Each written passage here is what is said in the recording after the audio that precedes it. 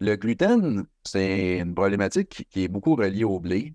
Puis de croyances populaires, ce qu'on dit souvent, c'est que le blé a tellement été modifié rapidement dans les dernières années que ça fait en sorte que notre système digestif n'est pas capable de gérer cette modification-là, puis ça crée beaucoup d'intolérance. Donc ça, c'est souvent les croyances populaires qui vont être emmenées par rapport à ça. Mais ce que je peux vous assurer, c'est que beaucoup de gens sont venus me voir avec des intolérances au gluten, puis aujourd'hui, ils mangent du gluten sans aucune réaction, puis pourtant, c'est le même blé modifié. C'est là où je vous explique que c'est important à un moment donné de comprendre que la problématique n'est pas en lien avec l'allergène, est en lien avec notre programmation inconsciente. Le blé est un représenté symbolique en lien avec l'argent. Là, ce qu'il faut comprendre, c'est pourquoi il y a une problématique d'intolérance en lien avec ce symbole-là. La première des choses que je serais porté à vérifier, est-ce qu'il y a eu des gros traumatismes ou est-ce que dans ta famille ou chez tes ancêtres qui ont eu des grosses problématiques financières? Moi, ce que je me rappelle, mon souvenir, c'est que la banque appelait pour saisir notre maison quand j'étais jeune. C'est déjà assez intense, là, on s'entend.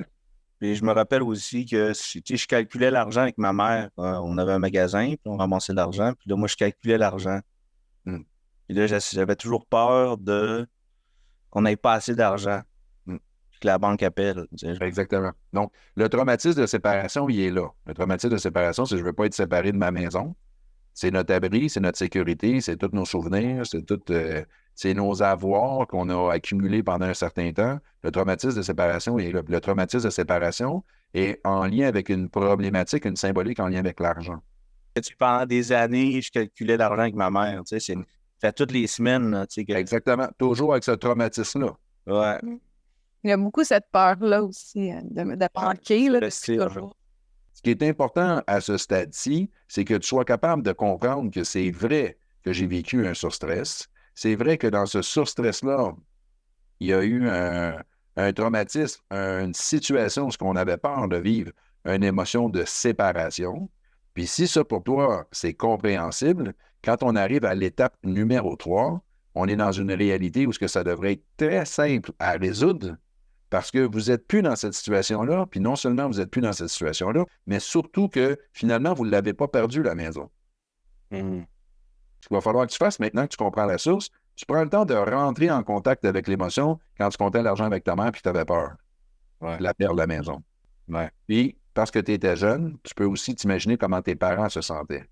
Une fois que l'émotion va être sortie, là, dans la compréhension, c'est de comprendre, c'est normal que c'était stressant, tout à fait normal. Là, dans la mise à jour, ça va être d'intégrer qu'aujourd'hui, finalement, on ne l'a pas perdu, la maison.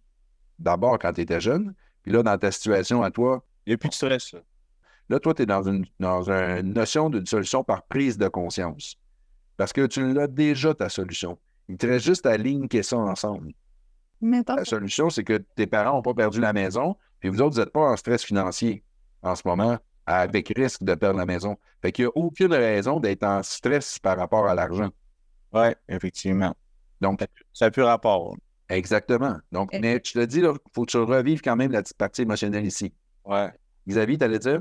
j'ai juste une question. Est-ce que ça peut influencer le fait que il y a eu aussi beaucoup de la colère envers son père qui fournissait pas l'argent puis qui donnait en fait ses services gratuitement alors qu'il y avait est-ce que cette émotion-là de colère peut aussi... Elle est hyper importante. Ta question est très pertinente. Très, très pertinente.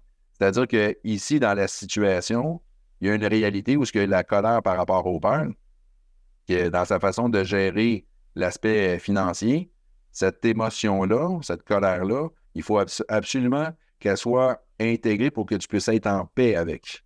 Donc, je te pose quelques questions par rapport à ça, pour être sûr.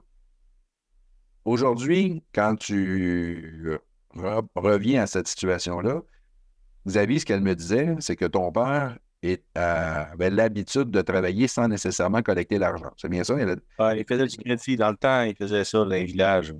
Puis là, quand que lui il faisait du crédit, en fait, il vous mettait tout en péril. Voilà. OK? Puis toi et ou ta mère réagissaient comment par rapport au fait qu'il faisait du crédit même si la maison était en péril? En fait, je détestais mon père. Ah oui.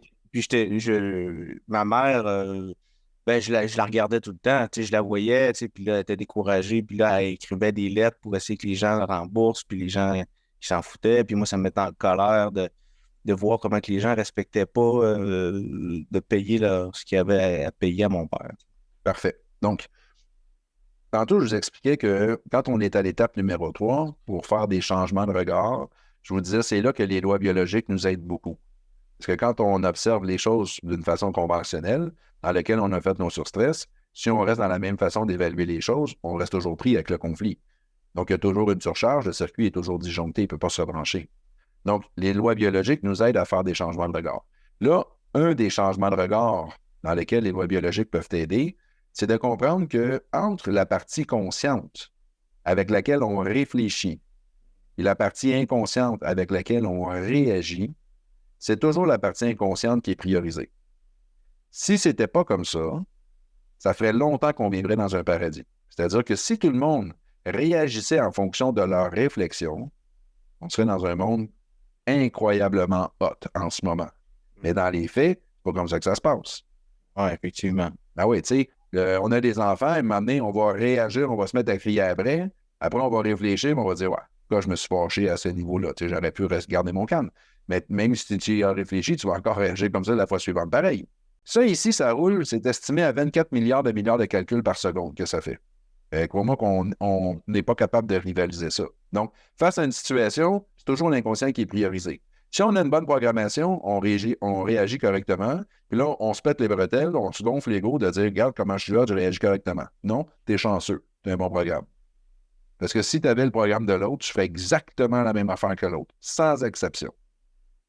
C'est quand on comprend la programmation, qu'on va identifier la source, qu'on aide à la personne à régler la problématique, que là, elle se met à réagir comme elle veut réagir, c'est là qu'on réalise à quel point finalement c'était l'inconscient qui menait. Oui. Mon père a reçu une programmation dans laquelle, lui, malheureusement, là, je ne sais pas c'est quoi qui est à l'origine, mais sa première réaction, c'était d'accepter de faire le crédit à l'environnement.